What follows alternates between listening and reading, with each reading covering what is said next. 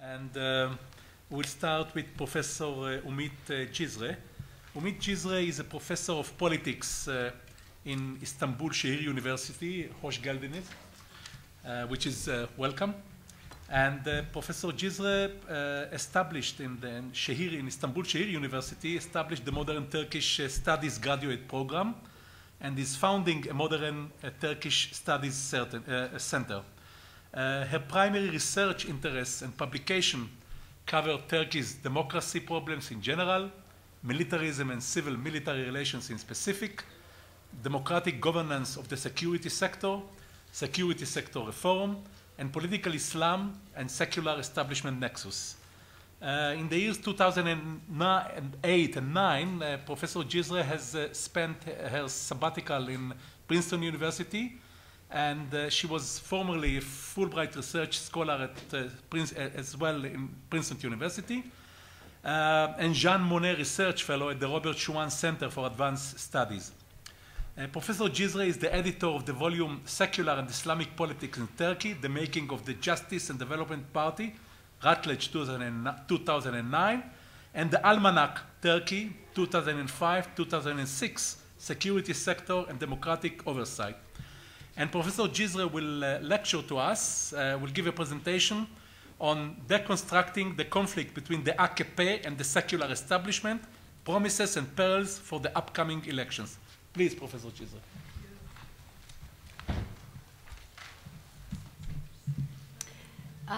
Welcome. The highly motivated, I guess, at this time of the day, the highly motivated attendees, participants of this last session of the Conference on the Middle East. Thank you for being here at this time of the day. That, I guess, is our misfortune, but on the other hand, it's nice to be able to see people, you know, sort of leaving everything else behind, a beautiful day behind, and just coming here to listen to Turkey. This is my first time in your beautiful and historic country. I'm highly impressed, very impressed. I take with me wonderful memories of this city, Jerusalem, as well as the highly, I think, accomplished sort of state of this university, Hebrew University, that's what I mean. I'm very impressed by everything you've shown to me so far. It's a common Western perception, which is shared by Turkish scholars or scholars on Turkey and policymakers in Turkey, and which I believe is derived from the Western strategy, Cold War strategy of relying on Turkey's military prowess during the Cold War against the communist threat. It's a common perception in the West that located in an invaluable geostrategic position with a great military strength and a secular political system with a Muslim population and a commitment to fighting terrorism of the PKK, that is the Kurdish organization, as you all know, Turkey can promote stability in one of the most unstable regions in the world. That is the perception shared by almost all kinds of academia of all affiliations, plus Western powers and policymakers. Beyond, of course, the uncertainty as to how this it will impact on the Kurdish issue, there is also, I think, a general acceptance right now that instability in the Middle East, current instability in the Middle East, which we've been talking about since yesterday in terms of revolution, this would also enhance Turkey's importance as a credible example for Egypt, Tunisia, and the like, and show to the world that democracy can function effectively in a Muslim country. I will take issue with this proposition today. I feel that none of the properties I have listed so far, you know, a secular system with a Muslim majority population, fighting successfully against terrorism, or let's say a great military prowess, none of these have been able to bring, to achieve, or to create, let's say, stability within Turkey in the last 2 decades. Despite undeniable bright spots of success in Turkish democracy, economy, society, foreign policy,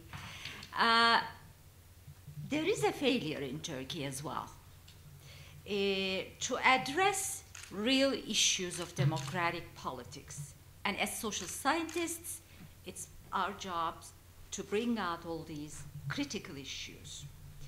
I said a failure to address real issues of democratic politics, like what? Like non-violent, for instance, resolution of conflict. What comes to mind, of course, is the Kurdish issue. Establishing full freedom of expression and press comes to mind, of course, the recent series of arrests of newspaper guys, the journalists. Accountable bureaucracy brings to mind, of course, past and present histories of corruption and irregularities in the deep state. And, of course, a civilian control, a democratic civilian control of the armed forces, which happens to be my area of special interest. So when I believe one takes stock of Turkey's capacities, potentials, and limitations in the region, not, however, in terms of geopolitics, not in terms of Islamism, which we seem to be, preoccupied with, not in terms of secularism, but in terms of Turkey's own sociological and political constraints, in other words, in terms of Turkey's own internal challenges and prospects, what to me is the most critical concern today in Turkish domestic arena as such is the ferocious division in politics, in society, between the ruling party, the AKP, the Islam-friendly, but maybe the correct adjective to use would be, because the party refuses to have any connections with its past predecessors, the correct description would be conservative. Conservative, but let me add, conservative and religion-friendly or religion-sympathizing, whatever, Turkish ruling party and the secularist. So I'm talking about this ferocious, this corrosive division, polarization in Turkey between black and white. Of course, it's neither black nor white, but that's how it's perceived. Who are the actors? I mean, who actually they are? AKP supporters, the AKP faithfuls, being, of course, Turkey's nascent urban middle classes, and certain sectors of the civil society, of course, certain sectors of the civil bureaucracy. Whereas the other side, the other, meaning, of course, in quotations, in quotation marks, being what I call the secular establishment, or the secular bloc, if you like, which consists of, in fact, which is led by Turkey's armed forces, TAF from now on, that maintains an institutional role, a very important political role in national politics, and high courts, university chancellors, university professors, some university professors perhaps, but most university chancellors, the opposition party, the Republican People's Party, media, and the powerful community of secular faithfuls that is in the civil society. So we have this division in Turkish society, which to me is corrosive because it sustains a couple of negative attributes of Turkey's politics. This particular status quo, this particular unhappy status quo, if you like, this division between the AKP and the secular bloc, which consists of universities, the military, etc., sustains, first of all, an already highly militarized state structure. It also sustains, at the moment, a relationship between the two sides, between the AKP and the state structure, the universities, the judiciary, and the media, the arrested journalists, you remember Ergenekon trials of the military, etc., which a relationship between the AKP and all these sectors, which is of course marked by conflict, suspicion, distrust, hatred, animosity. Friends, families, employees, universities, professors, students are all divided along these lines. Despite, this happens, of course, what is said is that this happens despite the softening, the moderating impact of global changes in the world, which your deputy prime minister has been talking about, or rather talked about this morning quite eloquently. And this happens despite these global changes, as well as the structural reforms to align the Turkish system with the EU. There is the EU impetus as well, which I hope will be addressed by, I don't know, okay, Nimrod today. So it happens despite this particular impetus, this positive impetus. So I feel that there's a need to better understand the possibilities in Turkey of restructuring this particular fault line, this particular division or polarization. There's a need to understand the ways in which Turkey can establish new rules of the game, change the old status quo, what I call the unhappy status quo, address the Kurdish issue, introduce more freedoms, and more importantly, what I call the mother of all questions, sorunların anası, if some of you can speak fluent Turkish, most of all to establish democratic civilian control over the armed forces. We need to think about this particular division. I'm going to start in a while to deconstruct this division and highlight some factors. However, before I do that, let me express the reason why I think this is very important. Deconstruction of this fault line, understanding this fault line is very important. Because Turkey is on the brink of a new elections coming up in June. And all the opinion polls suggest that the AKP is well placed to secure another absolute majority. In fact, I mean, at this time of talking, I think the polls suggest that the party will probably score a little bit below what it did in 2007 in the last elections, which is around 47%. So the party is going into power once more. And the main secular the opposition party, the CHP, is polling something around the, as it always did actually, 20%. Well, a little bit more, a little bit less, but this is how it's portrayed by the opinion polls. Even with the leadership change in the party recently, this is the best it can do, for reasons to be explained in a while. The nationalist third party, the ultra-nationalist Nationalist Action Party, is currently scoring around 10%, which is the threshold, national threshold in Turkey for any presence in the parliament. Unless you score 10%, you cannot be represented in the parliament, regardless of what you score in constituencies. So this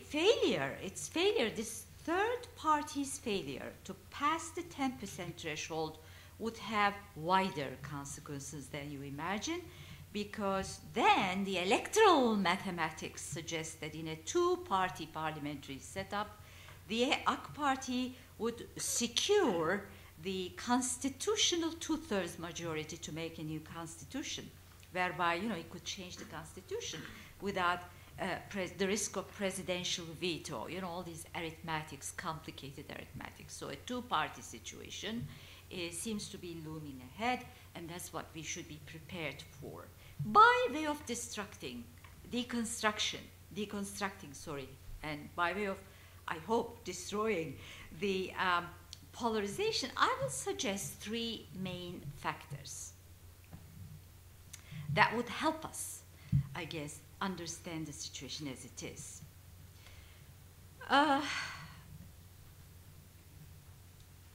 For the leading actor of the secular camp, that is Turkey's military, the Turkish Armed Forces, TAF, and the establishment that supports it, the apparent motive for this division is quite logical, quite normal, quite historical, and quite understandable.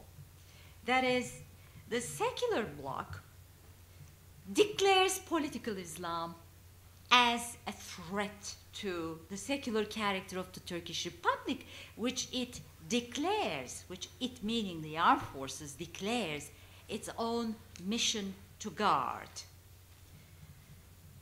And therefore, the armed forces, as the torchbearer of the Republican ideology called Kemalism, of which unfailing tenet is secularism, the Turkish armed forces sees the AK Party as a crypto-Sharia party, as a crypto-Islamist party, despite the party's reassurances that it is not a sort of replica of, it's not a resurrection of its predecessor line whatsoever.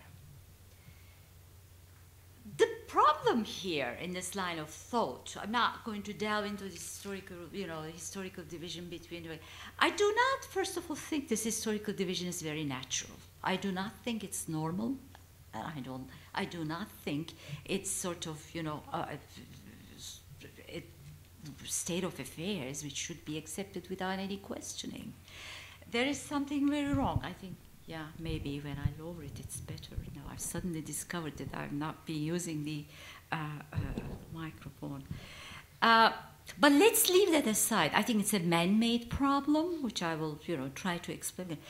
Let's leave this aside, but let me just give you one counter evidence as to why I think this is not a natural division as such.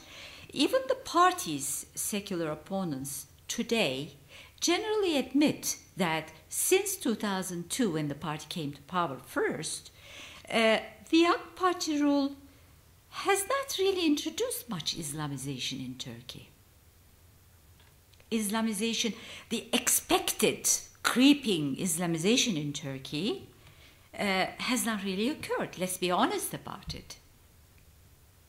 So why is that? Because the party actually makes an extraordinary effort, has been making an extraordinary effort to position itself in the center ground of Turkish politics, which is partly the key to its success. So now I sort of repose the question to you. Is it precisely the ability of this party to hold a middle ground, to be able to hold a middle ground in Turkish politics? That is the key to this division. That is the key to this conflict. I'm not going to open it up. We'll take it up later. That might be one reason, okay? But the factor here that I'm trying to shed some light on is the historicalness of this division as portrayed by some social scientists, by some politicians, by some, intellectuals and so on and so forth. Even the, international scholars, they start writing their articles or books about Turkey saying, as is well known, there is this division between the secular, modern Turkish establishment on the one hand and the Islamists on the other. That's why I think Sune's paper today was extremely enlightening and extremely relevant to what I'm trying to say today. This, dichotomic outlook, this dichotomic research that portrays the situation as black and white, Islamists versus seculars. Actually, it's not a historical thing, and I think there is more to it than just historical facts. There is more politics involved in it than that. The second thing, the historicalness was the first thing I wanted to say. Secondly, I would like to highlight The suspicion, however, I have to be fair, the suspicion in the eyes of some secular figures, actors, institutions in the secular bloc, that the AK Party, despite its moderate and centricist position, the AK Party has a hidden Islamist agenda that contaminates the official Turkish identity, which is secular, modern, and Westernist. Well, my answer to that, I take issue with that. Well, in the past, Turkey has had 4 military coups. And in the past, some coups were directed against those actors who were in no sense Islamist, who were in no sense anti-modern, who were in no sense anti-Western. This, I think, indicates, as Sune referred to this morning, that the military-led secular establishment holds an incoherent, I think, notion of secularism with a strong moral imperative, that, Westernism, modernism, and universalism or universal values are part of our notion of secularism. A very strong moral imperative, but lacks clarity and lacks certainty that any such moralizing outlook is expected to have.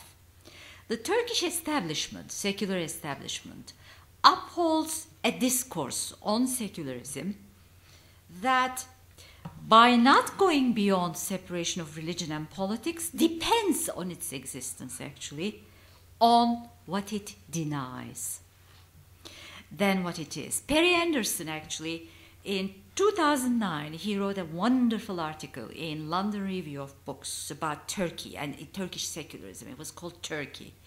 He captures this link, or this dramatic ambivalence in Turkey's definition of secularism, and he talks about the rigidity of Turkey's secularists and the intellectual thinness involved in its definition. And he calls, I think he sums it up by saying, Turkish secularism is an ersatz religion in its own right. So it's not that we're facing a secular outlook fighting against an Islamic outlook. We have one religion against another. The third factor that I need to emphasize here is the power concerns, obviously, that is involved in the fight between the two sides. Turkish armed forces' power concerns in this polarizing battle against what it calls the Islamic threat are completely glossed over. Whereas, while focusing on safeguarding the entrenched principles, canons of the Republic, like modernism, Westernism, secularism, Turkish Air Forces also safeguards its own interests, its own institutional autonomy, its own privileged position in the society. So it seems to me that fears of AKP's domination over the levers of power, the parliament, the presidency, and the government, the troika, which is in the hands of AKP right now. So AKP's complete domination of the troika seems to be a bigger concern for the Turkish armed forces and secularists than those concerns over creeping Islamism. As the possibility of military's intervention in the political system lessens because of the EU reforms and because of the recent events, which seems as if I won't be able to go into, Ergenekon, the Turkish judiciary has also started to take on the role of system guardianship. As the position of the military weakens, it's the judiciary that takes it up, and it started to make, political decisions. Well, this is, I guess, what we could refer to as judicialization of Turkey's politics, interpreting the law through time-tested, secular lenses. But on the government side, if you could give me 2 more minutes, I need to talk about the AKP. 2 minutes. But I think my dear colleague, she said she was going to give me another 5 minutes of her time before we started. That's what she said. That was the bargain, right? On the government side, I need to talk about the AKP too. The AK Party leaves its identity also usefully and deliberately ambiguous. Although it has abandoned Islamist politics and characterizes itself as conservative democrat, I think it has left its ideological transformation quite ambiguous, quite indefinite. So the departure of the AK Party from its national outlook movement predecessor, heritage rather, does not necessarily mean that the party cut its ties with the Islamic movement in Turkey. So what I'm saying is that by proclaiming itself conservative democrat, yet keeping some affinity with Islamic ontology, yet avoiding Islamization in the measures that it takes, policy decisions it takes in the society, I think that this party, this new phenomenon, I think AK Party is an extraordinary phenomenon which needs to be analyzed carefully. This particular party blends pragmatism with nostalgia with a new vision, populism with conservative sensibilities, modernity with past traditions. So it sort of, that's again my diagnosis. This party relies on contradictions, relies on inconsistencies, relies on, let's say, denials, refutations of the past as sources of its creativity and energy. Well, I wish I had another hour, but I guess there is an end to everything. So thank you for your patience.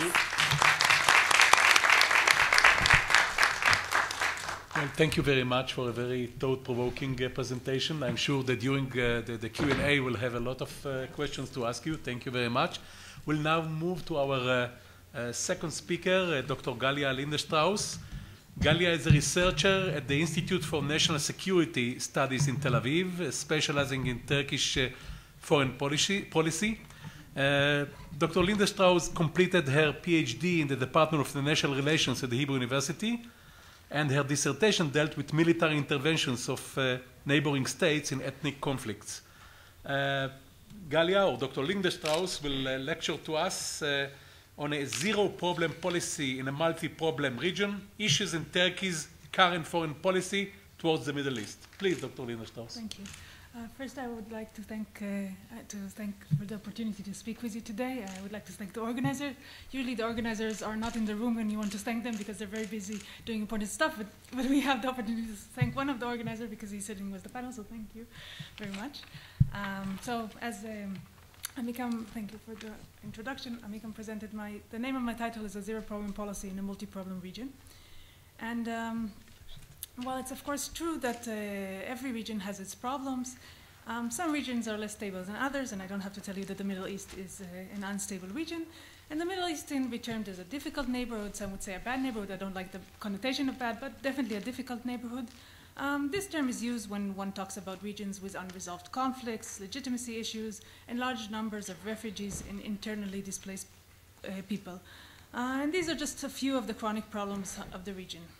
Due to these major problems, and also the escalating conflict between Israel, Iran, and Iran's semi-proxies, it's quite challenging to articulate a coherent regional policy without choosing sides. But as we know, Turkish foreign policy at the present time is not shying away from challenges. So the question is, how successful are they in articulating such a policy towards the Middle East? In my presentation, I want to focus on the tensions between the development of Turkey's bilateral relations and its policies from a regional perspective.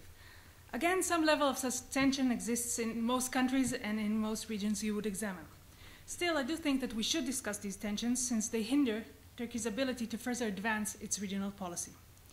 Now, the development of Turkey's bilateral relations is, of course, linked to the notion of zero problems, and the regional perspective is, of course, linked to the strategic depth doctrine, most, of course, part of Turkish Foreign Minister Davutoglu's grand vision. I chose more neutral terms and general terms for two reasons. First, the zero problems policy refers to the improvement of ties with the territorially adjunct neighbors of Turkey, and I want to speak also of other bilateral relations of Turkey.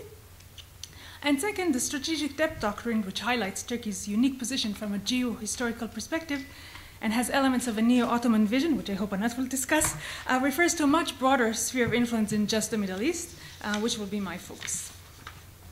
And my last introductory remark is that I want to focus on AK Party's second term in office. While there are, of course, continuities to the first term, and many of the seeds to the policies of the second terms were planted during the first term in office, I do think the differences warrant a separate discussion. And although I promise that I will discuss current issues in Turkish foreign policy, I will only briefly touch recent events. I'm sorry. I still have to grasp them. And okay. So the tension between the bilateral and regional policies. If we look at what Turkey has been doing on the bilateral level, we see that the bilateral improvement or deterioration of relations has not been linked to whether the relevant actor is a status quo actor or a revisionist actor. This, of course, has implications on the regional policies. Talking about the regional policy, we can identify two outlooks in most writings on current Turkish foreign policy: the ideological and the economic political perspectives. Of course, there are elements of both in Turkish actions and also important domestic, as just highlighted, things come to play in security issues, but these outlooks do exist and they differ regarding what they put more emphasis on. Now, the ideological perspective.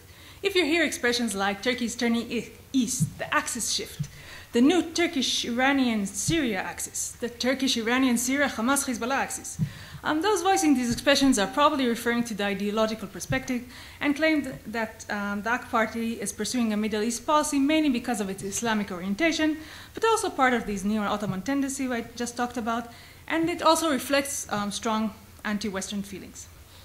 If we talk from the economic political perspective, the logic is different. The logic that is presented here is that Turkey is a fast-growing economy, on average 7% annual growth since the year 2002 without the 2008-2009 economic crisis. It is the 15th or 16th largest economy, depending which criteria you choose. But anyhow, it is aspiring to be the 10th largest economy, the 10th world's largest economy by the year 2023, the centennial year of the Turkish Republic.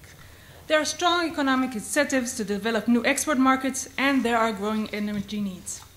From the economic perspective, Turkey wants to promote stability to facilitate trade. Mediation and peace-promoting policies are chosen to encourage future stability. Evidence for the importance of the economic perspective is, for example, Turkey's strong push for a free trade zone between Turkey, Syria, Jordan, and Lebanon that should occur this year. In addition, there are many bilateral free trade agreements Turkey has with states in the region. Now, from a Western point of view, the ideological, and this is only from a Western point of view, bear in mind, the ideological outlook can be characterized as a pessimistic view, since it basically means the West has lost, at least temporarily, Turkey, and there's nothing much that can be done. The economic view is a bit more optimistic. While it does highlight that Turkey is now looking into other markets, it also has a strong economic interest in maintaining good relations with the West. From here onward, when I will talk about a regional perspective, I'm going to talk from this economic political perspective, which I think, at least in the Israeli public discourse and even the Israeli academic public discourse, if I may say, has received less attention than it deserves. And I think that even if you don't accept this outlook, and I'm sure many in this room do not accept this outlook, it's a valuable exercise to talk from this perspective, from one perspective, since what I'll present as flaws, maybe some flaws in current Turkish foreign policy, maybe others can present as points of critique on the economic outlook and hence strengthen other views. Now I want to move to a discussion of examples of the tensions between the bilateral and regional perspective. And my first example is the Turkish Iranian relations, which have gained much attention. So on the bilateral level, we see many developments: a substantial increase of trade, mutual visits of high-ranking officials, Turkey taking on itself the controversial, I must say, mediator role regarding Iran's nuclear issue. And after many years that the Kurdish issue has strained the relations, we now see cooperation in fighting Kurdish separatists. However, if we look at things from the regional perspective, a nuclear Iran is not in Turkish interest. It will not necessarily create the stable environment Turkey is aspiring to achieve. Now, the Turks have repeatedly claimed that the reason they want to be mediators is because they think forceful and coercive measures will have a negative impact. And in play are also, and this is very important to mention, the lessons from the economic negative repercussions of the 1991 Gulf War because of the sanctions and the trade embargo on Iraq. Still, the fact is that more and more actors in the international community have been convinced that Iran has nuclear ambitions, and Turkey seems not to be in tune with these major actors. Moreover, even without nuclear weapons, Iran is hardly a stabilizing force in the Middle East and can be termed as a revisionist actor. The next example I want to talk is the Turkish-Syrian relations, again a very interesting relationship. From being on the verge of war in 1998, Turkey-Syrian relations have also marked a vast improvement. We have witnessed the signing of a free trade agreement, the removal of visa requirements, joint military exercises, and even reports of Turkey training of Syrian armed forces. This is the bilateral relations. From a regional perspective, well, at first the mediation efforts of Turkey between Syria and Israel were clearly in line also with this economic perspective of promoting peace to create stability and economic prosperity, and these mediation efforts actually were they didn't reach a successful outcome, but they were quite successful. However, since the failure of these policies, Turkey has taken a different route.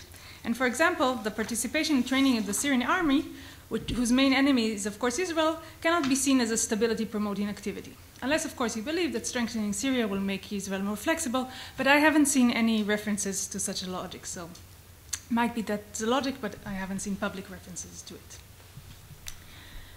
Now moving to Turkey-Iraqi relations, and since it's a very big issue, I'll focus only on the Kurdish regional government. In the bilateral relations, Turkey's private sector has vast investments in northern Iraq. Turkey is the #1 trading partner of the Kurdish regional government. That might be not that surprising, but the Kurdish regional government is also the 10th largest trading partner with Turkey, so a very strong economic relationship. We have the historic opening of the consulate in Erbil. We have visits of Davutoglu to Erbil, things that were unthinkable just a couple of years ago. So very good. Well, you will ask me what's wrong with these taboo-breaking policies from a regional perspective. And maybe they're good, maybe they're fantastic, but they can go both ways. I think Turkey's interest is still that Iraq will remain a unified state, and the strengthening of the Kurdish Republic government can be good in this respect, can be maybe good for a unified Iraq, but it can also add to separatist cause. So it might go both ways. In addition, the fact that Turkey has now a very strong economic vested interest in the Kurdish regional government might constrain Turkey's actions vis-à-vis Iraq. And if it's not too early to learn from Turkey's reaction to what is happening in Libya, then Turkey's strong objection to the intervention in Libya and sanctions was one of the explanations to this objection was because there are so many Turks that are working and investing in Libya, and that's why Turkey cannot have a strong stand regarding Libya. So if you learn from this to what Turkey might do to the, regarding the Kurdish regional government, this might be a lesson. Now to a very tense relationship, Turkish-Israeli relations. Since 2009, we are witnessing a sharp deterioration of bilateral relations in all fields except trade, which the trade actually was rather good in 2010. Of course, this deterioration should be seen as part of a gradual process of distancing, but still, events like the Davos incident and, of course, the Mavi Marmara affair, and because I'm talking from the Turkish perspective, I'm only mentioning the Turkish mistake, but of course there were also mistakes on the Israeli side, have added a very emotional aspect to the already problematic state of affair. From a regional perspective, the deterioration of the relations and events like the flotilla affairs are again not contributing to stability. From two countries which basically had no serious problems in their bilateral relations, at times it feels that we are now in a direct confrontation, direct conflict. The Turks have stated that in other times what Israel has done regarding the Mavi Marmara would have ended in war. And a more direct threat was voiced during Erdogan's visits to Lebanon in November 2010 when he said that Turkey will not stand by if Israel gets involved again in Lebanon. Moreover, Israel now considers Turkey as a biased mediator. And while I don't think that necessarily means it can't be mediator in the future, I don't think I would be a majority in this room, so it's a problem. And this will make it very difficult, at least from an Israeli public viewpoint, to resume these mediation efforts. The last example I want to give is Turkish-Egyptian relations. From the bilateral perspective, although it's not as apparent as the rift between Israel and Turkey, there has been tensions in the relations in recent years. there has been criticism in Egypt on Turkey's good relations with the Hamas. Turkey has criticized Egypt's policy toward Gaza.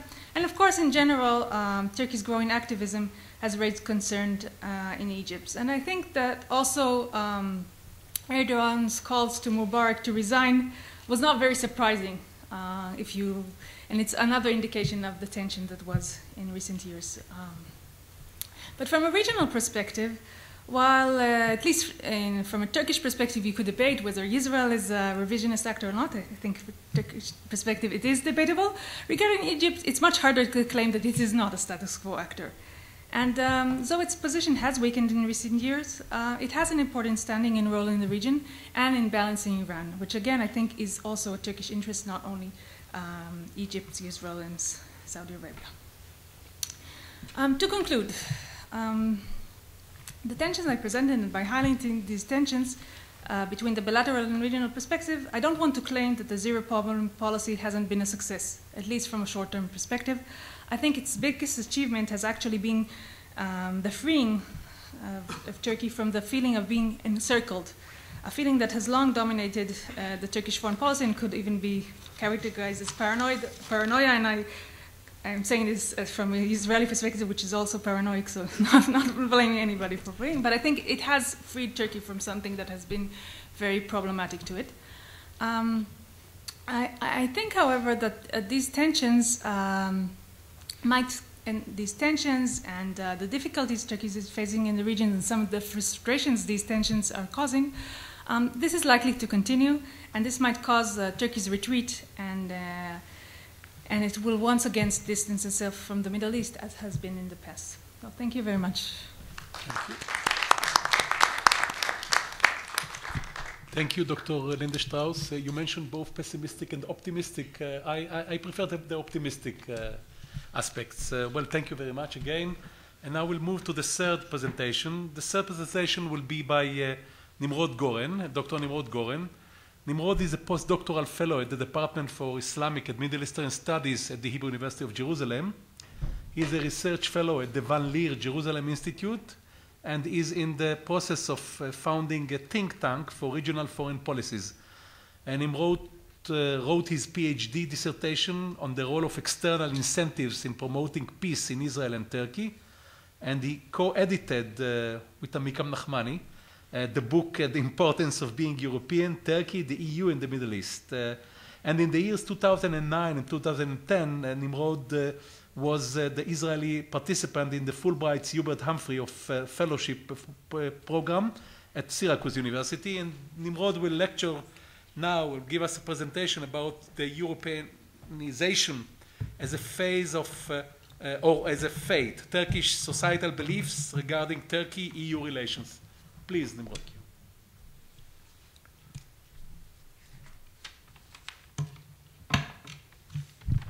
Thank you, Amikam. Things are not going very well in Turkey-EU relations. And it seems that as the June elections are drawing near, these already strained relations are becoming even more complicated. The Turkey-EU accession negotiations, which were launched in 2005, are almost stuck. The reform process that Turkey carried out peaked in the mid-2000s under the leadership of Erdogan and has significantly slowed down since. The Turkish public, who supported EU membership in 2004 in about 74%, is now at about 38%, nearly half.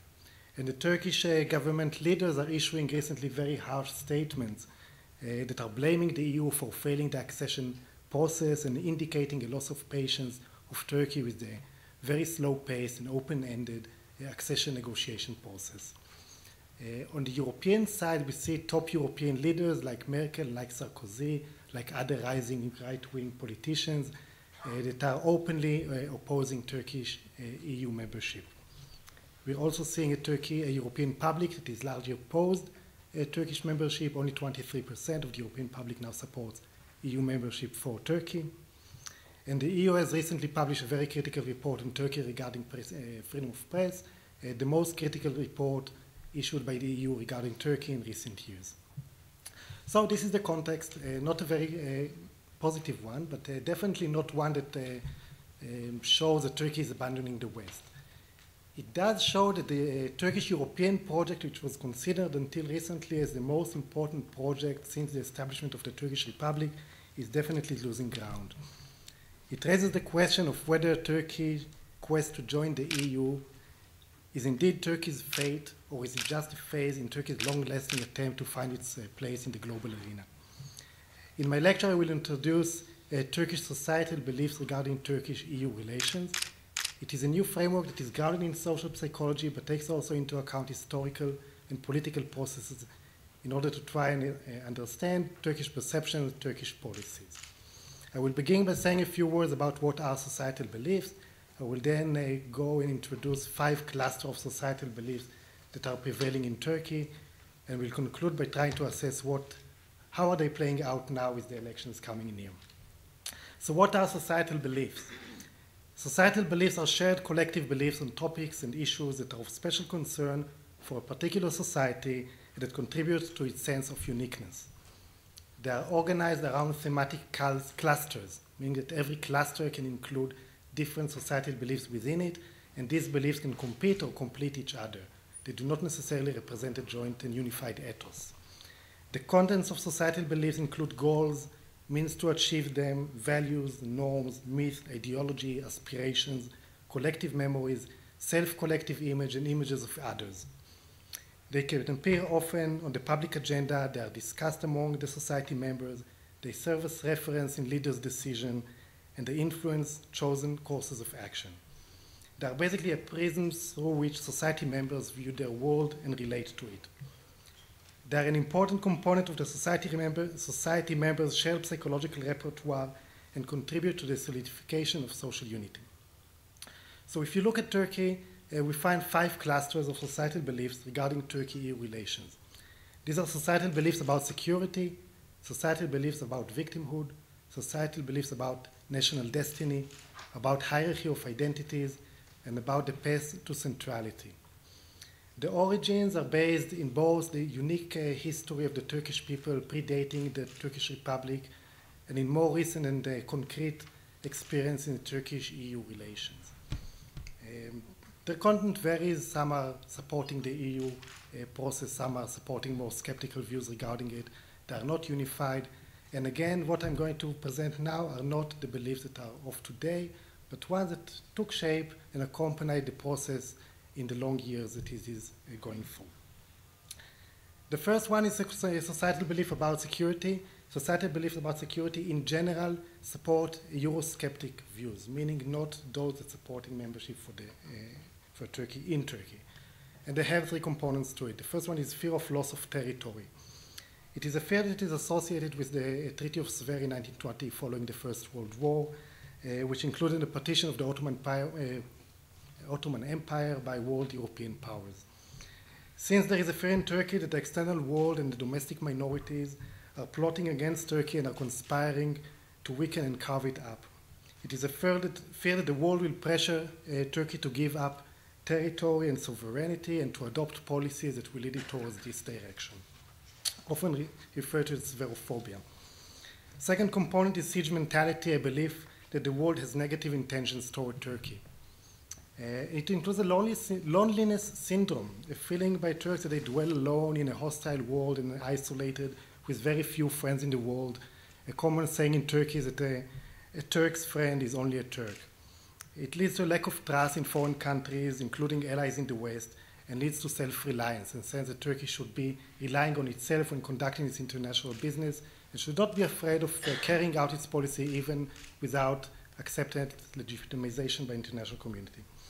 And also a sense of exceptionalism of Turkey as a country that faces unique threats, unique challenges that are not similar to any of the other European countries, and is thus entitled to a special kind of democracy and should get some kind of a break from the harsh EU criteria and cannot be required to adhere to the same criteria as other EU members.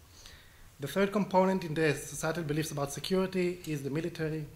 There was high levels of confidence showed in Turkey regarding the military being the most credible institution in consecutive public opinion polls in Turkey along the years. The Turks accepted along the years a special role for the military in politics, in public life. It perceives it as a guardian of Kemalism, as having an important influence in decision-making process, and of a record of intervening in politics through coups. And military personnel are seen as epistemic authorities of people that have something to say on almost every issue, every sensitive issue the country is facing, and whose voices are listened to very highly. The second set of societal beliefs is societal beliefs about victimhood. Again, a set of beliefs that serves the Eurosceptic discourse. The first one is a sense that Turkey will always be the other of Europe. European identity developed based on differences from the other. And the Turks, with their military might and physical proximity in the past, represented the most serious political and religious challenge to Europe and served as a common source of fear. The Turks were not considered merely as a military and political enemy, but were the victims of demonizing stereotypes due to cruelty in the battlefield, and thus were the historic other of Europe often feared too. Is this something of the past or not? The Turks believe that it is still existing, even in the minds of Europeans. The prejudices which were established in history against the Turk are easily recalled and renewed in Europe according to recent political rivalries and recent major events. The old fears have been transformed into cultural prejudices, mistrust, dislike, and fear of modern-day Turks. This becomes common, and we can see it also in Austria. Austria, that has the memory of the siege of Vienna, is often referring to the Turks again at the gates of Vienna, and the modern defense of Vienna as blocking Turkey EU membership. The second component is Turkey is facing unjust EU treatment, and this can be split into three issues: criticism, rejection, and discrimination. Turkey sees itself as a subject of a lot of European criticism along the years on three main topics: on human rights violation, on the role of the military, and position regarding the Cyprus conflict. Blunt statements that are often heard by certain politicians in EU against Turkey serve as a reinforcement for that in Turkish mindset. Turkey sees this criticism as an unjust interference in its domestic affairs and in siding with its rivals. Turkey is facing rejection. The EU process is long. It doesn't lead anywhere till now. It has the sense of being a furthering horizon, meaning no matter what Turkey does, no matter how Turkey reforms, it is perceived as Turkey as something that will never be let. It will never be let in the European club. Always there will be new demands, new requirements from it. The essence is that Europe, in the eyes of many Turks, does not consider Turkey as a legitimate European country and will never let it in what is perceived as a Christian club sometimes. And discrimination, Turkey is not treated in an equal manner to other candidate states. It is left out while other countries be admitted in. Turkey was one of the first countries to have agreement with the EU, starting in 1963. And in the meantime, other countries, many ex-communist countries, which were former foes of Turkey, were admitted in, and Turkey sees itself as a loyal ally that was left in the waiting room while other countries joined in. The other sets of societal beliefs are more balanced in regard of how they perceive and influence the EU membership bid. National destiny, it's about the title of this lecture also. Is it a phase, is it a fate? Is it a phase? Europeanization, as important as it is for Turkey, may not be an historical must. It is not a necessity. Turkey had previous phases in its relation with the West that did not involve integration with Europe. We can talk about three phases: about the modernization in the Ottoman times in order to save the Republic, a Westernization phase in the nation building and transformation period under Ataturk, modernization in the Cold War and after World War II, as a phase of adopting Western foreign policy approach in security reason, and EU membership or European integration was something later on, came down in starting the late 50s, in the 60s, developed, of course, in more decades. So this process may not have come to an end, and the quest for Europeanization may lead to yet another stage of shaping Turkey's place in the world, in the West, East, or both. The other belief is that it is a fate, it is a culmination of the historical process, it is a EU membership as Turkey's fate, as Turkey's destiny, as the logical end of the Kemalist project, and as the ultimate fulfillment of Ataturk's legacy. It is to put a final stamp of approval on Turkey's status as a modern Western democracy and as a European country. In this regard, gaining membership to the EU is the most important project in the establishment of the Republic, as we noted before. So this societal belief can go either side and can serve both types of discourse. And so can the hierarchy of identities, cluster of societal beliefs. With the first type of beliefs in regards to the identification with the EU, with repressing or maintaining Turkish identity when adopting a European one. One side of it is a discourse that talks about we are Europeans. Turkey is already a European country. It adopted European identity and European Western standards, and it doesn't matter whether the EU admits it in or not because it is already European. It has inherent national characteristics that lead it to be grounded in the West and not in the East. The other belief or discourse regarding these issues, saying that Turkey, by saying this, Turkey represses its identity and negates parts of its past. And Turkey should first develop a solid identity of its own and only then integrate with the EU based on shared values and accepted differences and not on imitating. People in this side of the societal belief can support EU membership, but do not agree that it has to mean total identification with the EU or a conviction about Turks actually being European. After all, Europe is often presented as Turkey's other, and it is not a part of the Turkish in-group. On the other hand, there are beliefs about superiority and inferiority of identities in Turkish perception of Europe. The accession process is based in a way that Turkey has to adhere to EU criteria, and it has to kind of imitate a lot of the European regulation standards, maybe of an identity. And Turkey tries to convince Europe that it is European, that it is like them, it is willing and should be admitted in, and not dragged behind modernism. It is an effort that has involved government, civil society, media, enormous lobby efforts in Europe in this regard. And for a national pride-driven society, it's not easy being in a position of knocking on the door of Europe, trying to convince that we are like you, we are achieving, aspiring to be with you in light of the hardship of the process. And it raises a sense of feeling inferiority in light of what is perceived by the process as a superior entity and identity. And the attempt by sectors in the Turkish society to confront this societal belief was to carve a narrative, a discourse of superiority. It was done by adopting a big power image, claiming that Turks are the first that actually started a civilization in the past, thus they are superior in a way to the West, who came in only later.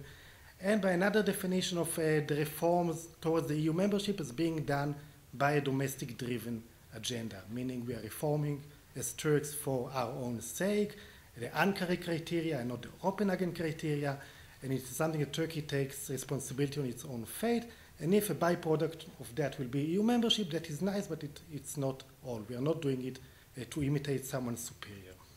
So these are the two sides of the superior and inferior, the hierarchy of identities, and the last societal belief is about the EU membership and the path to international centrality. Turkish aspires to become a central player in the international system, to achieve a sense of regional belonging. And most believe along the years that the path to such a centrality includes EU membership as an exclusive or a main component to it. Along the years, many understood that even if Turkey becomes an EU member, it will always be marginalized within the EU, and Turkey deserves more than being the tail of Europe. Thus, an aspiration became more prominent of looking for other non-Western regional belonging alternatives, which will better fit Turkey's historic and cultural heritage, and which will enable it to be a leading state and not a peripheral one. This can complete EU membership. It doesn't necessarily compete with it. After the Cold War, Turkey has new spheres of influence and has regional belonging alternatives, and some other geographical areas opened up, the Middle East, the Turkic world, and emerging market countries. So these are the 5 clusters of societal belief that escorted the EU European process since the late 60s, and they're still there in one way or another. And the question is, 3 months before an election, how are they playing out today? In the past election campaigns, which AKP won, the EU issue was not a big one on the agenda. People supported it, but it was somewhere in the back of the mind that didn't get much attention. This time, politicians from both AKP and CHP, the opposition party, they pledge allegiance to the process. They continue to state it's a top national priority, but in practice, everyone acknowledges that the process is kind of stuck, and a blame game begins to take form of who is the blame in this process that is not leading anywhere. AKP blames the EU for stalling the process, and its leaders produce accusative statements towards the EU. It is also a tactic to win over the nationalistic voice, as Ümit previously mentioned. We have a statement by Erdogan that said recently that if they do not want Turkey, they should say this openly, and then we will mind our own business and will not bother them again. On the other hand, CHP blames AKP for paying only lip service to the accession process and shifting focus to other regions like the Middle East, in which it feels itself more comfortably. The opposition party also puts a large chunk of the blame on the EU for double standards regarding Turkey. In terms of the societal beliefs that we mentioned and how they play out recently, there is an overall reinforcement of those beliefs that promote the EU skepticism in Turkey, except for the first cluster, the security societal beliefs, which are the ones that are most shifted the discourse toward the Eurosceptic, but they are quite going down in prominence. Turkey has better relations with its neighbors. It decreased the role of the military in the public life is going down. It has growing self-confidence in global affairs. So the security fears are less prominent than they were before. It doesn't mean, though, that the pro-EU discourse is gaining ground, because in all other societal beliefs, we see something else.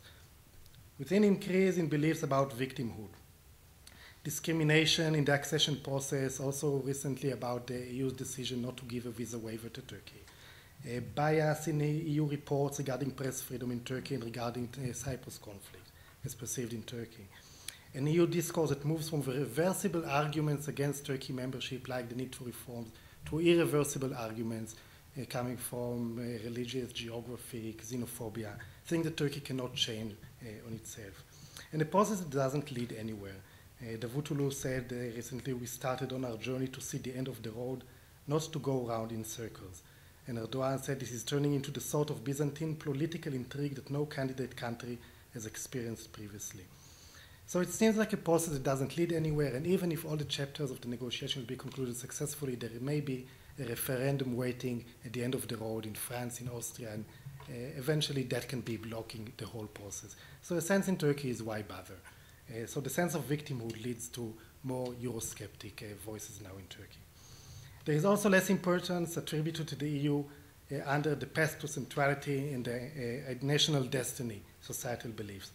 The EU seems less attractive to join than in the past, in light of its economic crisis, the aging population, internal domestic problems.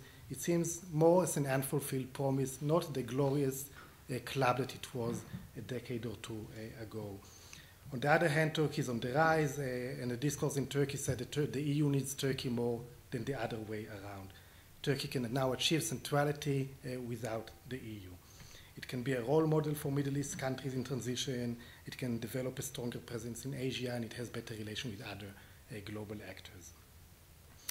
In terms of the hierarchy of identities, the Turkish identity is regarded as something that is much more worthy than in past years. Turkey is becoming a success story. It is doing something right. It is self-confident. It sees itself as an emerging regional and global power, and there is no need to repress or feel inferior to the EU anymore. So to conclude and to draw some assumption or thinking about what can be the future stages, first of all, it is important to know that despite the bleak picture about the relations as they are today, the accession process is not necessarily doomed to fail.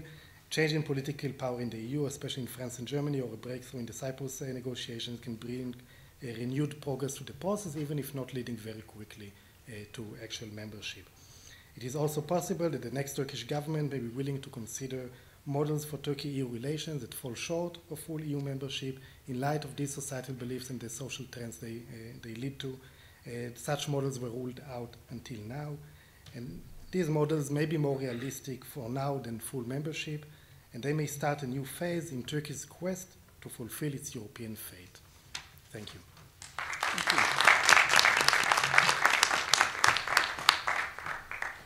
Thank you, Dr. Goren. I'm sure there'll be questions later on during the Q&A. And now we'll move to our fourth and last presentation by Dr. Anat Lapidot-Firilla.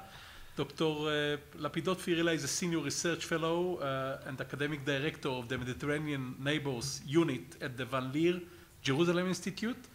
She teaches Turkish foreign policy and contemporary Middle East politics at the Department of International Relations at the Hebrew University. And Dr. Lapidot-Firilla will lecture to us about Neo-Ottomanism as a political cultural program, the case of Turkish cultural centers. Please, Anat. Thank you very much. I would like to start by thanking the organizer, and especially Nimrod, Dr. Nimrod Goren, for the invitation. And I would like to say that I'm going to be very brief for two reasons. A, I was very generous with you, so I have only 15 minutes now. And the second thing is I'm absolutely frozen. So if you'll hear if you hear strange noises, it's not because of the excitement, although I'm very excited to be here, it's because I'm absolutely frozen. Great countries exist not only with their diplomats, but also with their cultural assets, said President Abdullah Gül in a speech delivered during the inauguration ceremony of the Yunus Emre Center in London last year. And underlining the importance of having such a center in the heart of London, the President recalled that he has attended the opening ceremonies of the Cultural Center named after the 13th century Turkish poet and Sufi mystic in many other parts of the world. Gül further referred to the two channels of Turkey's opening up to the world. One is the Yunus Emre Cultural Centers, and the other is the activity of the Turkish International Cooperation and Development Agency, TICA. Both, which he declared, have won Turkey great prestige abroad. He also informed his audience that many other centers would be opened in Damascus, Berlin, Paris, Brussels, and Tokyo, and in addition to the centers in Bosnia-Herzegovina and in Cairo. The Yunus Emre Turkish Cultural Centers offer services for all who are interested in Turkey, its language, art, and history. In addition to providing resources for those learning and researching, the centers stage a variety of scientific and cultural events, such as exhibitions, photography exhibitions, art exhibitions, film shows, conferences, and seminars. On one hand, it is hoped that the Yunus Emre Turkish Cultural Centers will be contributing to the promotion of Turkey through scientific projects and academic projects, cultural activities and courses, while on the other hand, the centers also aim to strengthen friendship ties and increase the cultural exchange with other countries. Turkish language courses conducted at the cultural centers provide services for those wishing to learn the Turkish language or Turkish as a foreign language, but also for those Turkish citizens living abroad to further develop their own language, thereby strengthening their continued cultural ties they have with Turkey. In England itself, it says there are about 400,000 Turkish clients for such services, officials often states. Before us, and I'm quoting, there was no other organization promoting Turkish culture abroad. We're only 2 years old, while the British Council is celebrating its 70th year in Turkey. Professor Ali Fuat Bilkan, chairman of the Yunus Emre Foundation, told the Hurriyet Daily News in an interview. Bilkan said it hoped his institute would become a Turkish version of the British Council, Germany Goethe Institute, or Spain Cervantes Institute, all of which have successfully promoted their countries' language, culture, art, and history abroad. It is no longer possible to conduct diplomacy only within official patterns laid by the Foreign Ministry. Public diplomacy is needed to present Turkey's changing image to foreigners, he says. The chairman of the Foundation Board of Trustees, Foreign Minister Ahmet Davutoglu, said that the foundation aims to bring national culture and universal culture together and make national culture more efficient within universal culture by promoting it. Speaking at the inaugural ceremony of the foundation, Davutoglu expressed his pleasure with serving on the foundation board and stated that, and I'm quoting, being a member of such a deep-rooted and big nation is a source of honor on its own. Today, we have to spread this culture to the world in parallel with an effective foreign policy. End of quote. Also speaking at the opening, Prime Minister Recep Tayyip Erdogan said that the center's opening would propagate an understanding worthy of the name Yunus Emre, ensuring that such messages were carried on to later generations. He also mentioned the significance of effective programs in Turkish culture, language, and art in line with Turkish proactive foreign policy in various regions of the world. This proactive foreign policy is what is often being described as Neo-Ottomanism. Is Neo-Ottomanism the right term to describe Turkish foreign policy and cultural policies? According to some Turkish watchers, it is unfounded and misleading term. They base this assessment on the argument that there is no resemblance between Ottoman order of the past and Tayyip Erdogan's Turkish state. The Ottoman Empire acted with imperial logic, and its control of the vast space required administrative pragmatism, they argue. In contrast, the Turkish Republic was founded on national logic. This argument may be correct, I'm not sure, but may be correct, but it is irrelevant to the debate that this has sparked, because Neo-Ottomanism refers to a political theory and not to the administrative system adopted by the empire. Ottomanism as a political ideology, political theory, which developed at the end of the 19th century and at the beginning of the 20th, dealt with questions related to the New World Order in an age in which multinational empires were crumbling.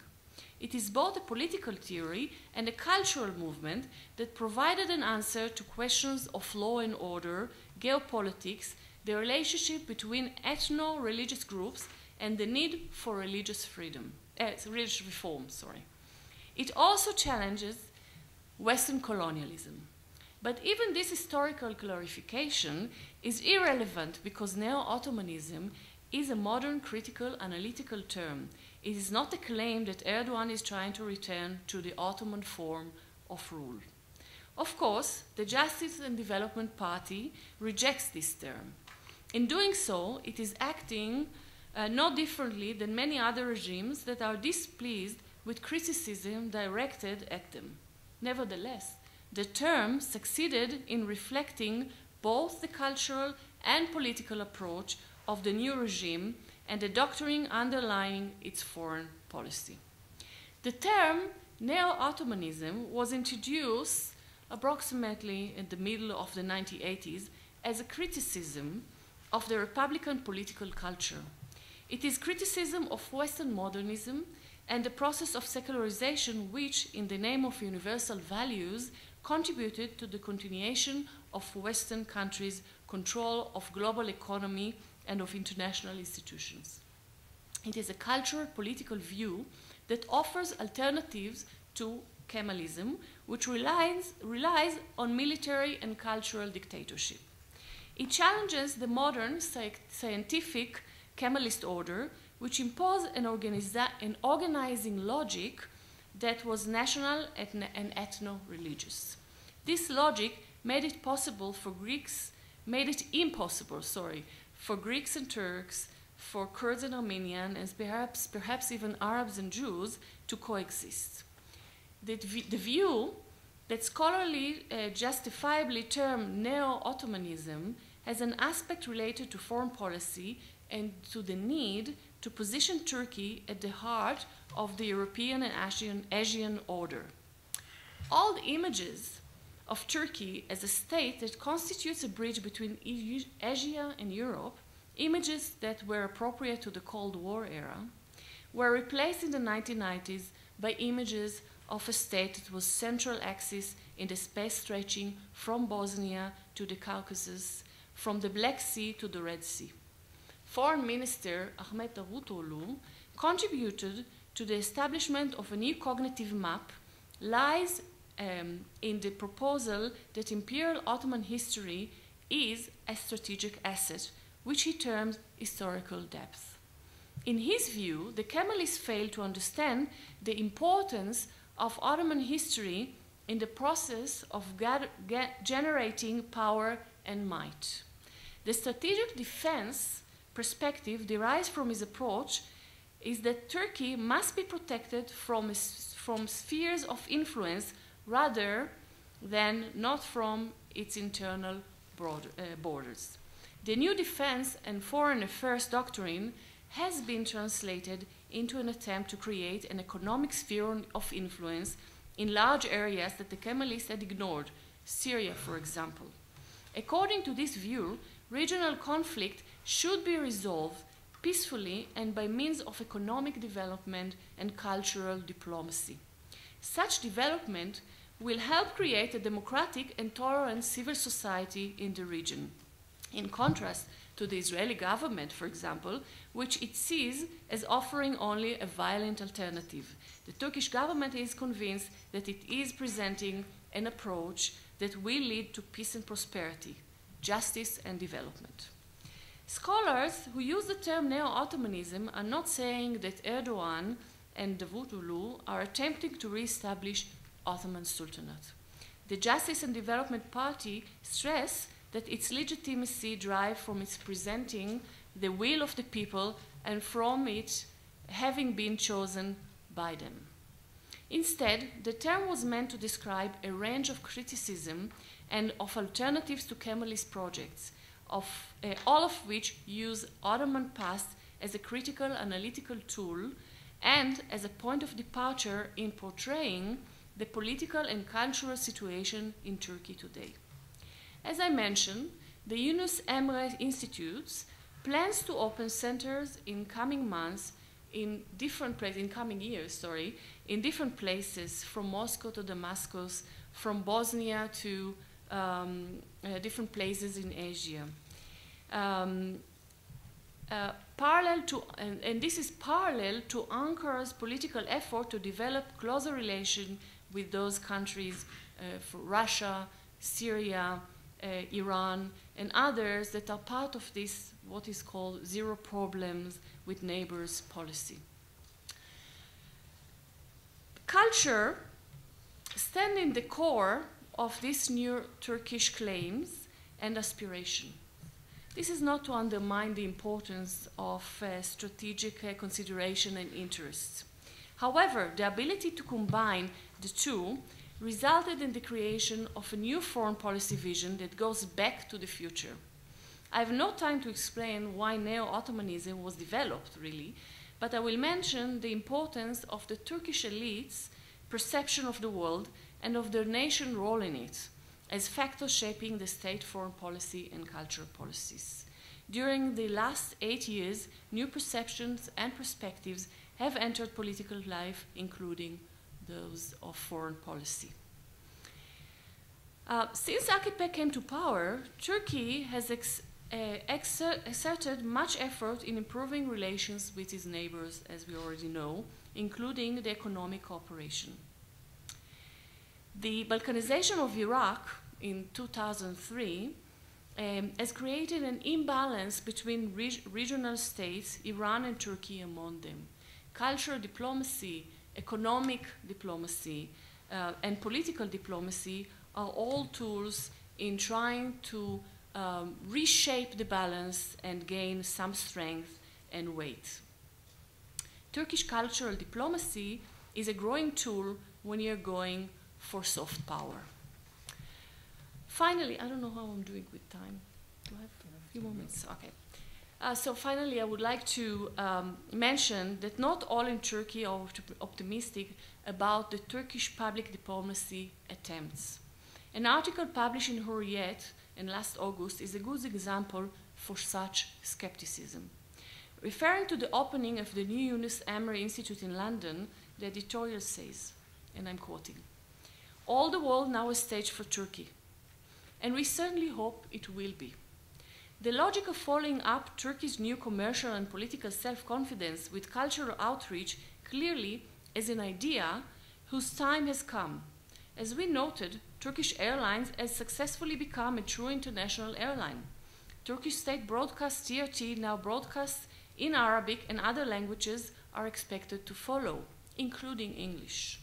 So, this network of centers themed on the 13th century poet and mystic makes sense to us. But we do have to keep in mind that this is a recurring idea and hopes have not always been fulfilled. Probably the earliest such effort was clear back in 1926 when the Turkish Republic was just 3 years old. With the support of the President Mustafa Kemal Atatürk, a steamship named the Karadeniz, Black Sea, was outfitted with all the symbols of the new country and its aspirations. The ship, carrying 285 artists, journalists, politicians, musicians, teachers, musicians, and navigators to tell the story of the new Turkey to friends and foe alike. Its ports of call included Marseille, Amsterdam, Liverpool, and even stops in Scandinavia to promote Turkish tiles, carpets, and perhaps most importantly, Turkish men and women dressed in European fashion, an early attempt to counter stereotypes. But who remember the Karadeniz? We certainly remember the fanfare in the late 1970s when the Turkish cultural centers opened in New York. This impressive office building on Manhattan 5th Avenue was going to revolutionize American perception of Turkey. Yes, today the center hosts admirable exhibits. It's organized an annual festival in New York, and since 2006 it has offered Turkish classes. But do Americans, even those who live in the Fifth Avenues, think differently of Turkey in any significant way more than they did 30 years ago? We have our doubts. Our point here, says the article, is not to be cynical or pessimistic. Going back to Gallia. Enabling Turkey to be better understood globally is at the heart of our mission as a newspaper, and we take the task seriously. But it is not a sprint, it is a marathon. Thank you very much.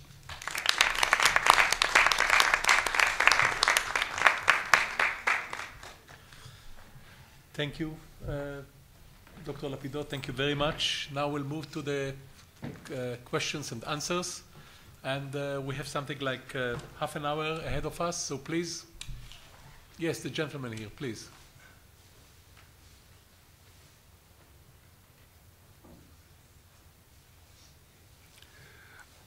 I am very happy to listen to this last lecture because I am Ethiopian, so more or less I know the Turkish history and the Turkish relation history and so on. Once in the Academy of Sciences of Israel, in plenary session, I asked about the old ideology of Turkish government. The specialist professor of Turkish government, I don't remember the name, he didn't answer me this question because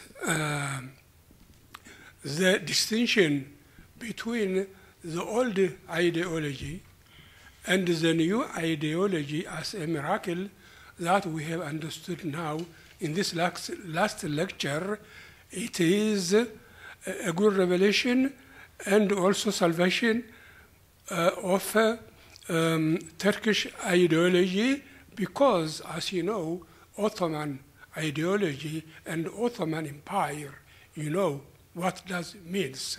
So this lecture and this program, it is very good expression and presentation of the Turkish people, and thank you for this lecture and so on and so on.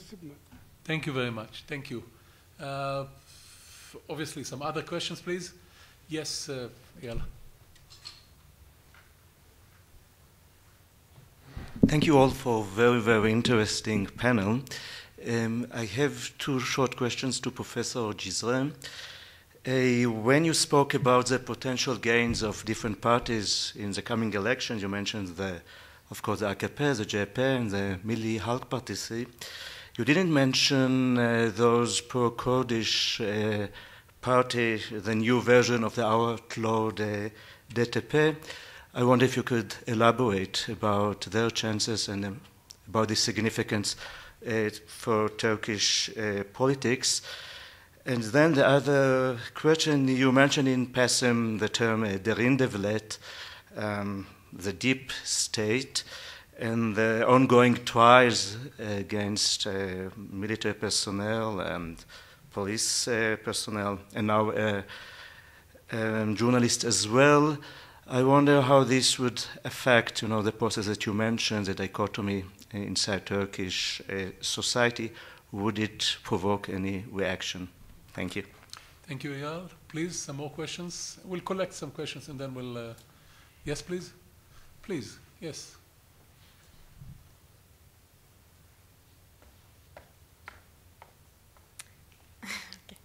I also have a question for Professor Cizre.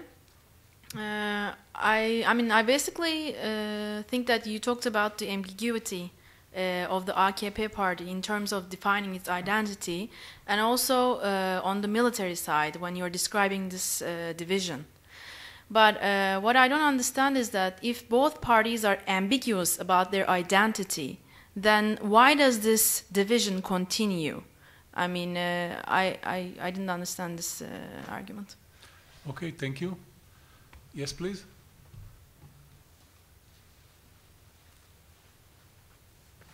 Thank you for the lectures. I am a student of Dr. Lapidot-Firilla's class on political development in the Middle East. I would like to ask the first speaker, whose name I cannot see from here. Sorry? Yeah, it seems that you sent a message that you would prefer the ceding of some authorities from the military to the courts, turning the balance towards the courts, perhaps the judiciary system. This is at least what I got from your lecture. And the question is, do you think the courts in Turkey are capable, ready to take this responsibility instead of the military, so that the military's interest would be less implemented, less prominent in the political system? Are the courts ready? That's why I'm asking. Okay, thank you. Perhaps another question, and then we'll... so perhaps I have a question to Dr. Lindenstrauss. How much of the Turkish-Syrian relations is a Turkish attempt to extricate Syria from the Iranian grip? And could you say something about the possible or future or potential conflict between Turkey and Iran over hegemony in the Middle East? I want to remind you in the audience that if you look the places where President or Ahmadinejad goes, the second person to go there is Prime Minister Erdogan. So perhaps you could elaborate a bit about this possible or potential future that I've just mentioned, please. So perhaps now we'll answer the question. So Professor Cizre, please. Regarding the first question about the Kurdish party, and thank you. For those of you, from the questions, especially the last person, the last student who asked the question, I feel that I haven't made myself very clear, or let's say, of course, I do not expect you all to be familiar with, with the nitty-gritty details of Turkish politics, but thank you for asking that question. I understand that I need to be clearer about what I'm talking about. So BDP is the Kurdish political party in Turkey that is represented in the parliament right now. So you quite rightly asked the question as to why I skipped, why I, ignored this party. No, I'm referring to Professor and Gino. Yes, okay. No, you give me the opportunity for, you know, being clearer. I think it's my mistake that I have been vague about what I talked about. This Kurdish party actually came to the parliament. It secured its seats in the parliament in the year 2007, not as a party, but as independent candidates. In other words, the members stood for election as independent candidates. In other words, because of the 10% national threshold in elections in Turkey, if you are a small parochial party, which happens to be the case here, it's a Kurdish party, you do not stand a chance of being represented in the parliament because of the 10% election threshold. So what you do is you ask independent members stand for election in the constituencies, and then you gather together and you know, join the party and take your seats in the parliament. Therefore, I didn't mention it. So BDP is not going to stand elections as BDP. It's going to stand elections in the form of, let's say, 20, 30, I don't know how many members they can bring in. At the moment, they have about 20. There's no reason to think that it will be less than that, if not more. And it's not always members that believe in the Kurdish cause just because they are Kurds. Sometimes independent intellectuals, like left-wing intellectuals, for instance, they also stand for elections for the BDP. Right now they have two, for instance, such intellectuals. One was the former head of the Human Rights Foundation. The other is a socialist who can stand. Your next question is about Ergenekon. Yes, of course, I should have talked about it. It's my bad timing, you know. Despite the fact that I stole 5 minutes from you, I was unable to say what I really wanted to say. Ergenekon, again, I need to be clear, is the name of a group of active and retired officers together with some nationalist, statist, secular journalists, activists, intellectuals, civil servants, police officers, media people, a group of people who have gathered together since 2003 and allegedly, planned coups against the present government. They were arrested in the year 2009, and they're being tried at the court, in civilian courts right now. It is the most important court case in Turkish history because it's the first time active duty and retired military officers have been brought to trial for attempting to plan a coup, attempting to overthrow the government. This has never happened before. So it's an extremely important and symbolic case because it's a case that the government claims enables Turkey, or the Turkish system, political parties, the governments, to come to terms with what you call the dark state, the dark elements within the state, which can get together, which can form groups and make plans to overthrow a constitutionally elected government.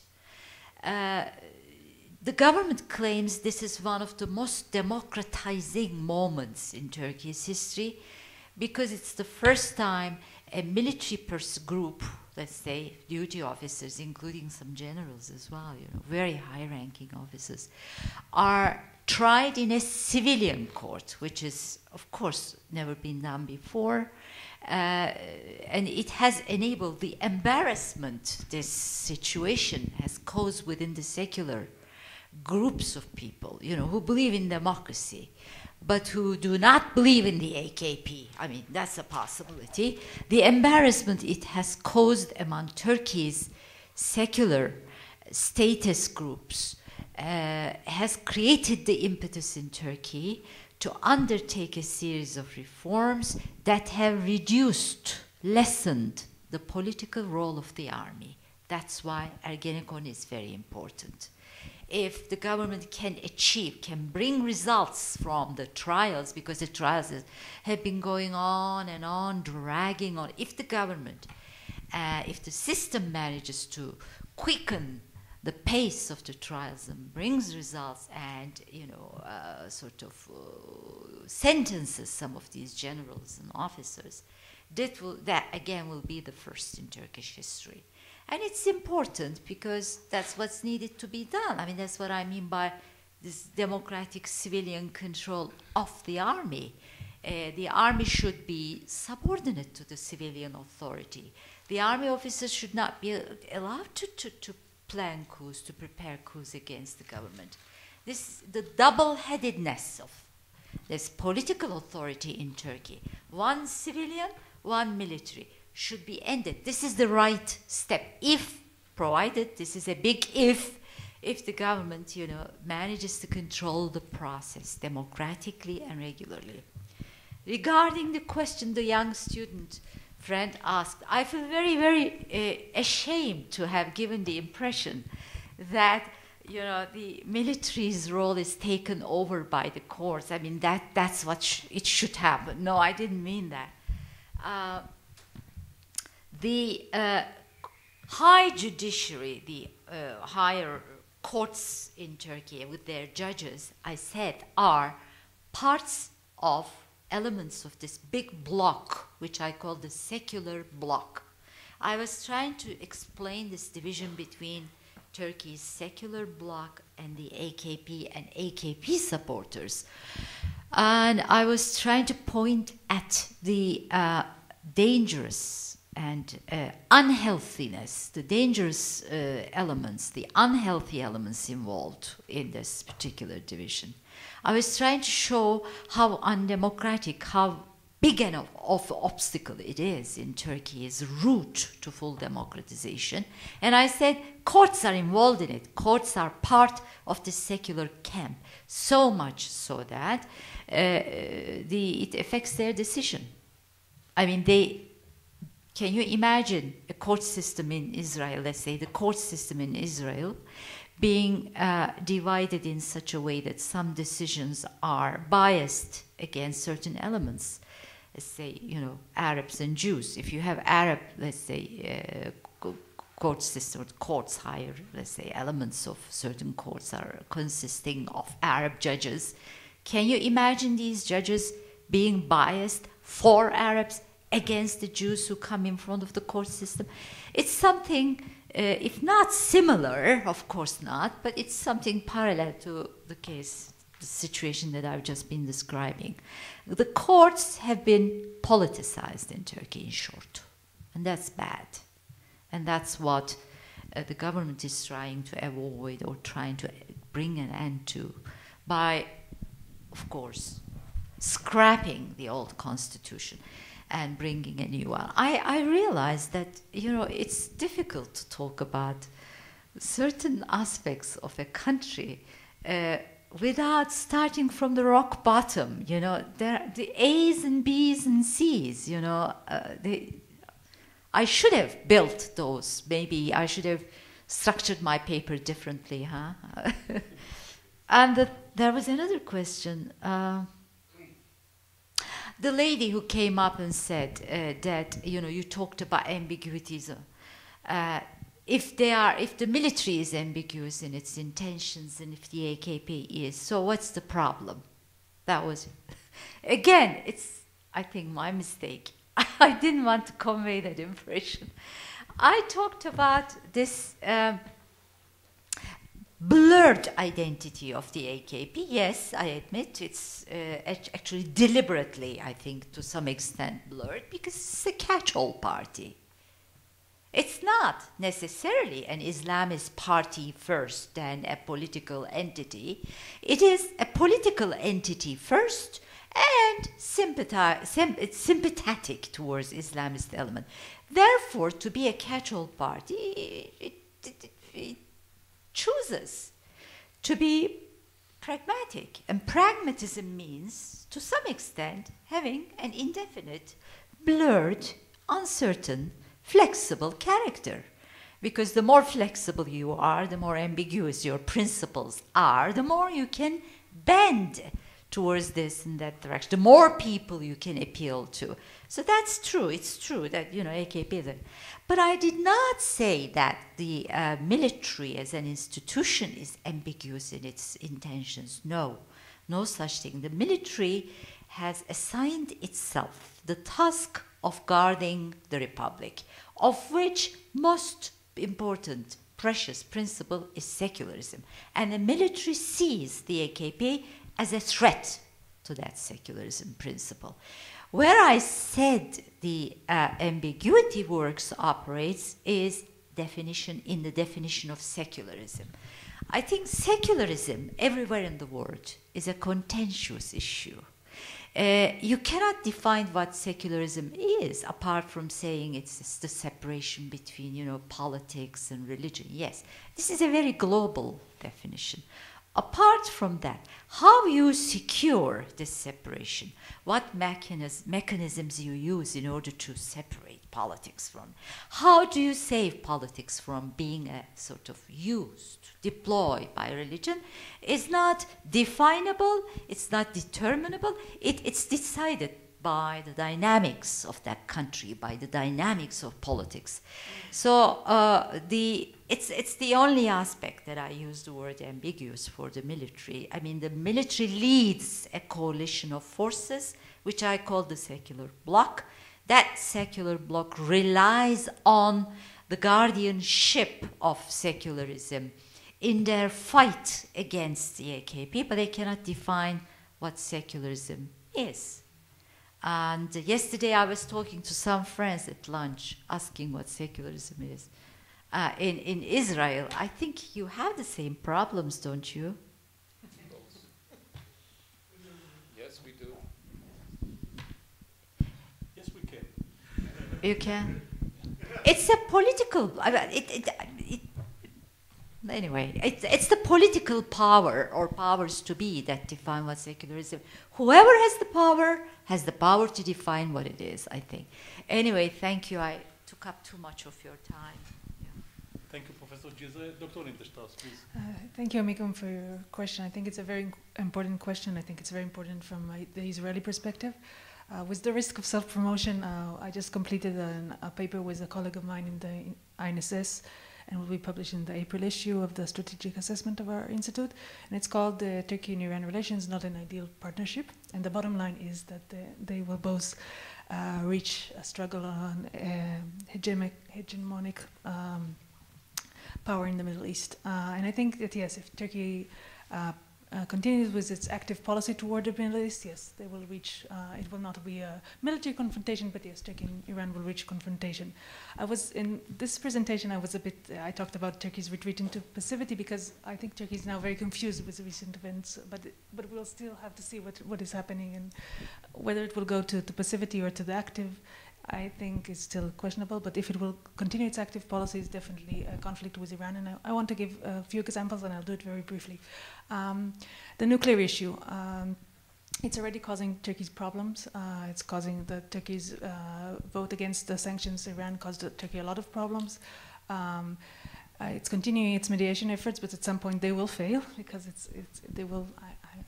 I suspect, and Turkey possessed reputation on these mediation efforts, and Turkey would not be happy with this. And the bottom line, it doesn't want a nuclear Iran. On paper, the Turkish army is now much more stronger than the Iranian army, and the nuclear Iran will tip the balance. That wouldn't be good for her. Syria.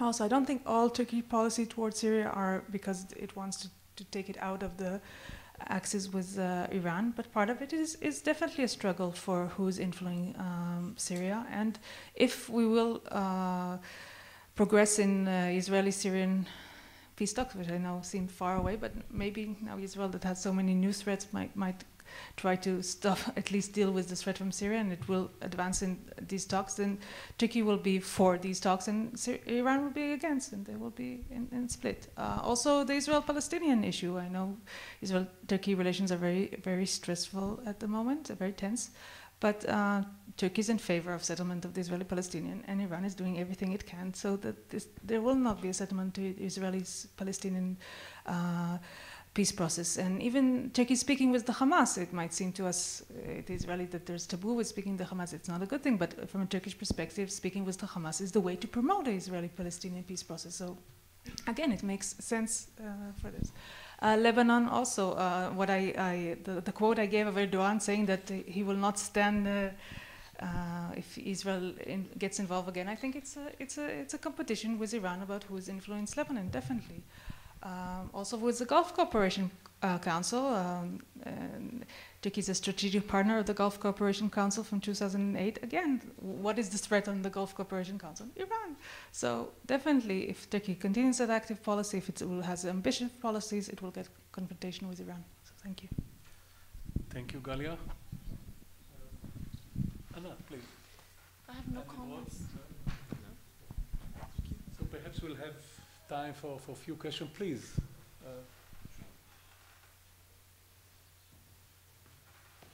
I believe from the Turkish embassy, if I'm not correct.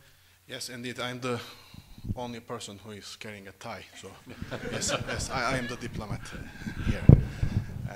Thank you to all participants for this broad presentation, and thank you for sharing your views and comments and assessments about Turkey. Okay, so it's better, I guess, like this. Okay. Yeah. I just wanted to make a very short and brief comment about Turkey's foreign policy approach. Well,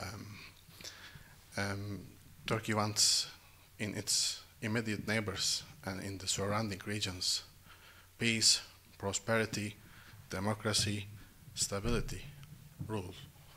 So pragmatism was a good word to use maybe for this. We cannot speak about any particular axis of Turkey together with Iran and Syria or any other country, but I can say that the Western orientation of the Turkish Republic is the main orientation, and we would like to develop broad and good relations with all surrounding regions with us. And in this vein, we could include also Israel, and we would also like to repair our relations and return back to normality, I hope. Thank you. Thank you very much. Thank you. Some more questions? Yes, please, but perhaps there is in a moment, please, because you've already asked or made a comment, so if somebody else, no? So please, yes.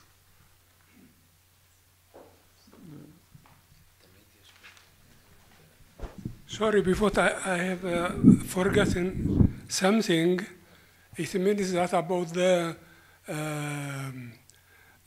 Turkish culture or the language culture, I have studied also in the Hebrew University, and the professors of the Hebrew University, they say that the Turkish language construction is exactly the same as the Ethiopian language, letter by letter. That is known in the academic and linguistic sphere, and so on and so on. Thank you very much. Thank you. Thank you. Okay, so if no more questions, so in this happy moment, I thank the four participants, the four people who presented papers. Thank you for being such a good audience, and may I say that I declare the end of the conference, correct? So thank you very much.